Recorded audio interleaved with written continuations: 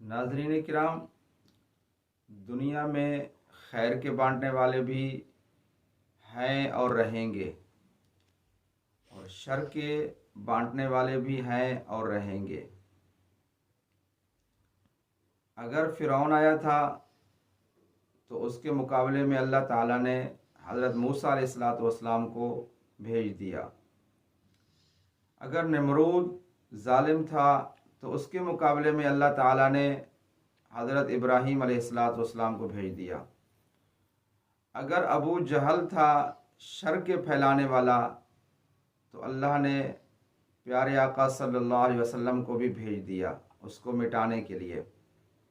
اسی طرح حسد، کینہ، بغض، یہ ساری چیزیں جب شر کی طرف سے آتی ہیں تو اللہ تعالیٰ نے ہمیں قرآن پاک اور آپ صلی اللہ علیہ وسلم کا راستہ بھی بتایا ہے۔ آپ صلی اللہ علیہ وسلم نظر بد سے اللہ کی پناہ طلب کیا کرتے تھے۔ اور دیکھیں ہم کتنا لوگ ہیں جو مسنون دعاؤں کا اہتمام کرتے ہیں اور وہ صبح اور شام کو پڑھتے ہیں، نہیں پڑھتے۔ پھر ہم کہتے ہیں کہ ہمارے ساتھ یہ مسئلہ ہے، ہمارے ساتھ یہ مسئلہ ہے، ہمارے یہ معاملات رک گئے ہیں اور گھر میں لڑائی ہے، جھگڑا ہے۔ آج جو میں خاص بات آپ کو بتاؤں گا وہ ہے نظر بد، اور اس کی وجہ سے جو کچھ علامات ظاہر ہو جاتی ہیں وہ ہیں نظر بد کی وجہ سے انسان پریشان حالی کا شکار ہو جاتا ہے، اس کا دماغ بالکل پریشان رہتا ہے، اس کو سکون نہیں ہوتا۔ اور اس کے علاوہ